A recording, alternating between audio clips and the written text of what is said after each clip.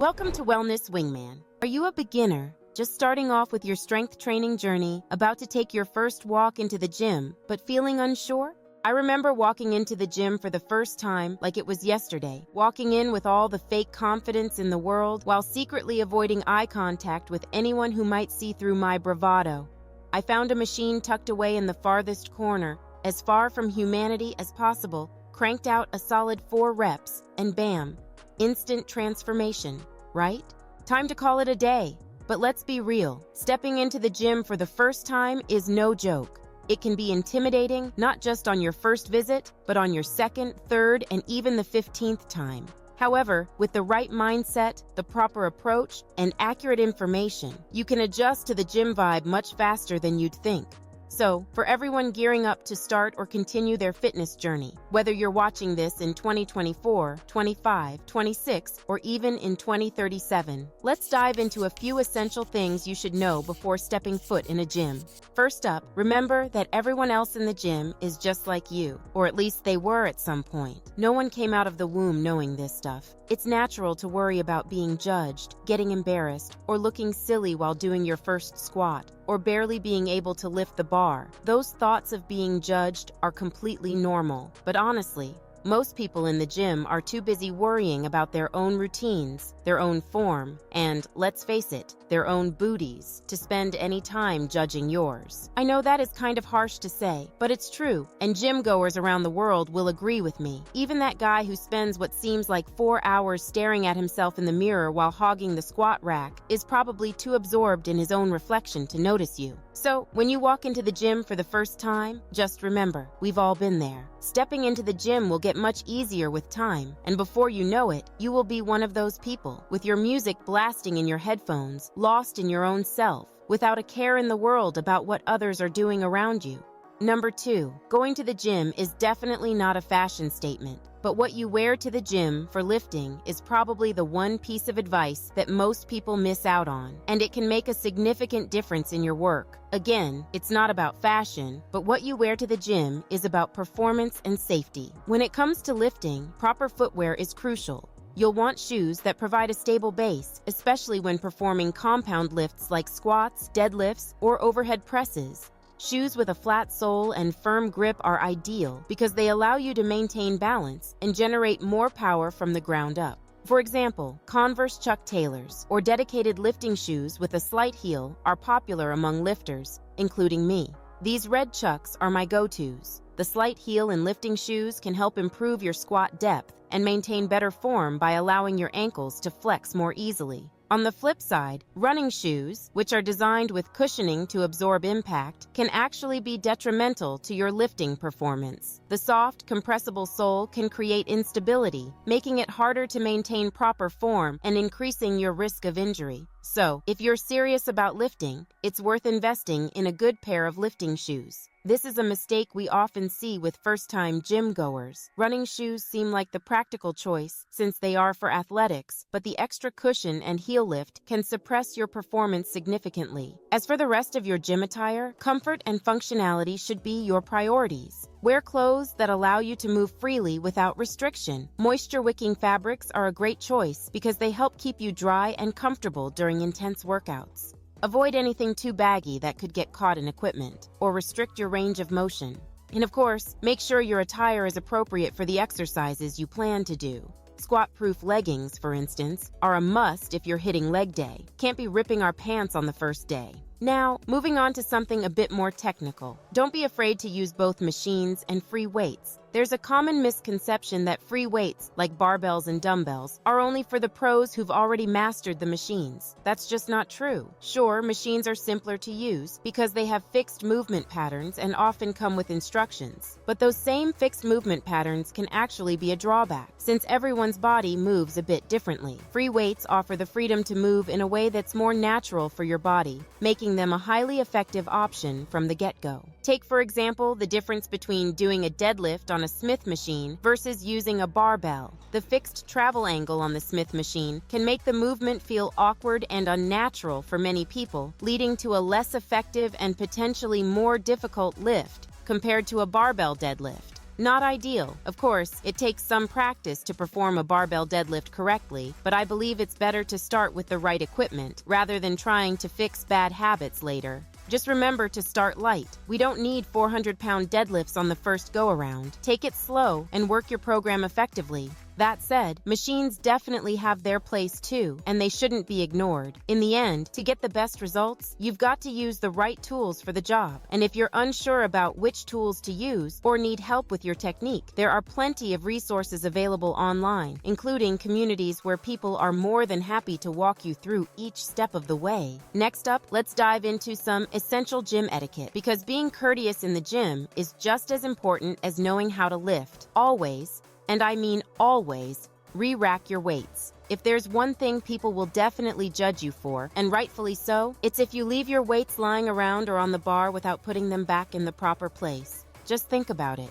Those poor little 10-pound weights, abandoned on the floor, just wanting to get back to their spot with their 15 and 5-pound siblings. Don't be that person who deprives them of that reunion. In all seriousness, putting your weights back where they belong is just common courtesy. Yes, you might walk into a gym where the weights are all over the place because, let's face it, some people just don't care. But that doesn't mean you should contribute to the chaos. In a perfect world, people would be recording TikToks of themselves gently re-racking their weights and getting a bunch of likes for it. But of course, I have never seen a re-racking TikTok, ever. Another critical aspect of gym etiquette is wiping down equipment after use. Gyms can be a breeding ground for germs, and no one wants to sit in a pool of someone else's sweat. After you're done using a machine, bench, or any piece of equipment, take a moment to wipe it down with the provided cleaning supplies. Most gyms have disinfectant sprays and paper towels readily available, so there's really no excuse not to. It's a small gesture that goes a long way in maintaining a clean and pleasant environment for everyone. If you want to go one step further, bring your own towel to the gym.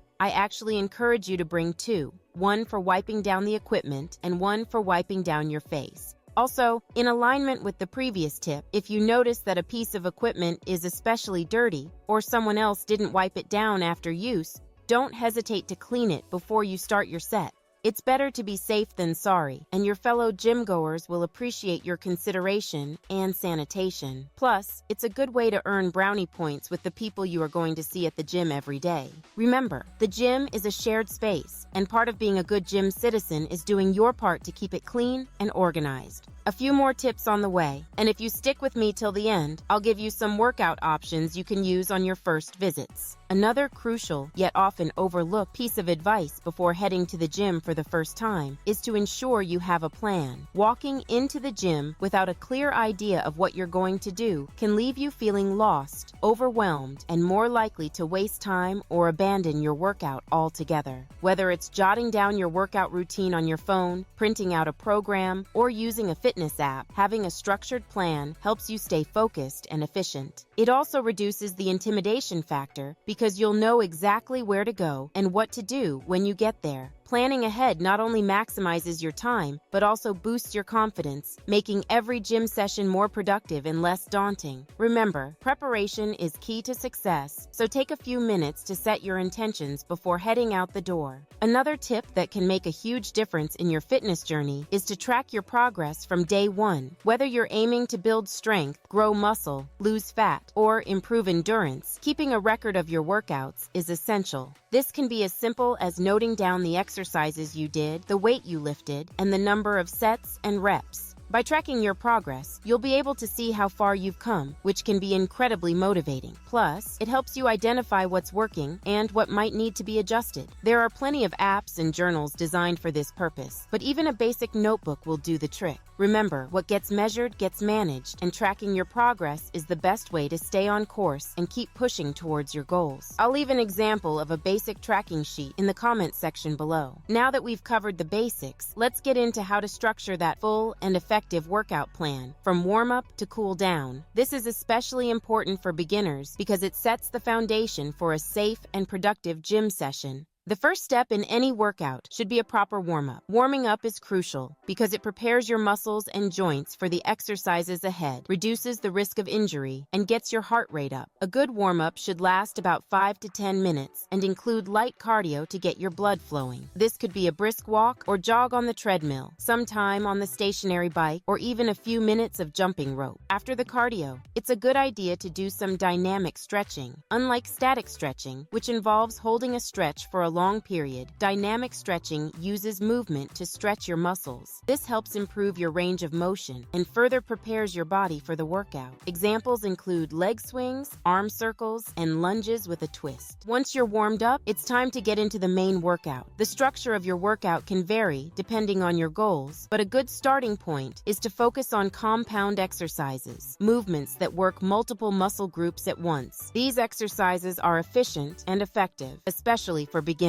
Here's an example of a full-body workout routine. 1. Squats, 3 to 4 sets of 8 to 12 reps. Targets your legs, glutes, and core. 2. Bench press, 3 to 4 sets of 8 to 12 reps. Works your chest, shoulders, and triceps. 3. Deadlifts, 3 to 4 sets of 8 to 12 reps. Engages your back, glutes, hamstrings, and core. 4. Overhead press, 3 to 4 sets of 8 to 12 reps. Focuses on your shoulders and triceps. 5. Pull-ups or lat pull-downs, 3 to 4 sets of 8 to 12 reps. Targets your back and biceps. If you prefer to break your workouts up by body part, you might consider a split routine where each day focuses on a different muscle group. For example, day 1, chest and triceps. Bench press, 3 to 4 sets of 8 to 12 reps. Incline dumbbell press, 3 to 4 sets of 8 to 12 reps. Tricep dips, 3 to 4 sets of 10 to 15 reps. Tricep pushdowns, 3 to 4 sets of 10 to 15 reps. Day 2, back and biceps, deadlifts, 3 to 4 sets of 8 to 12 reps. Bent over rows, 3 to 4 sets of 8 to 12 reps. Pull-ups or lat pull-downs, 3 to 4 sets of 8 to 12 reps. Barbell or dumbbell curls, 3 to 4 sets of 10 to 15 reps. Day 3, legs and shoulders, squats, 3 to 4 sets of 8 to 12 reps. Leg press, 3 to 4 sets of 10 to 15 reps. Lunges, 3 to 4 sets of 10 to 15 reps per leg. Overhead press, 3 to 4 sets of 8 to 12 reps. Lateral raises, 3 to 4 sets of 10 to 15 reps. This split allows you to focus on different muscle groups each day, giving them time to recover while you work on other areas. You can adjust the number of sets and reps based on your experience level and goals. For strength, you might opt for fewer reps with heavier weights, while for hypertrophy, muscle growth, you might stick to the 8 to 12 rep range with moderate weights. Check out our previous video to hear a more detailed discussion of the differences between the two. After you've completed your main workout, it's time to cool down. Cooling down helps your body gradually return to its resting state, reduces muscle stiffness, and can aid in recovery. A proper cool down should include both light cardio and static stretching. Start with 5 to 10 minutes of light cardio, such as walking on the treadmill or cycling at a low intensity. This helps bring your heart rate down gradually and prevents blood from pooling in your muscles, which can cause dizziness. Next, move on to static stretching. Unlike dynamic stretching, static stretching involves holding a stretch for 20 to 30 seconds. This helps improve flexibility and can reduce muscle soreness. Focus on the major muscle groups you worked during your session. Cooling down is a great time to reflect on your workout and how you're feeling. It's also a moment to acknowledge the hard work you've put in and mentally prepare for the next session. I use my cool down time to focus on my breathing and heart rate after putting in that hard work. And to wrap things up, here are a few more rapid-fire tips. If you are going to eat before training, try to eat at least an hour before heading to the gym. Spend some time practicing exercises with very light weights in your first few sessions, but don't stay in that comfort zone for too long. You don't need to take a pre-workout supplement as a beginner, and you don't have to chug protein powder before hitting the gym either, though make sure you're getting enough protein in your diet overall. There's plenty of content out there that covers this in more detail if you're interested. And finally, my favorite piece of advice: simply walking into the gym is a huge step, and you should be proud of yourself for taking it. Great job!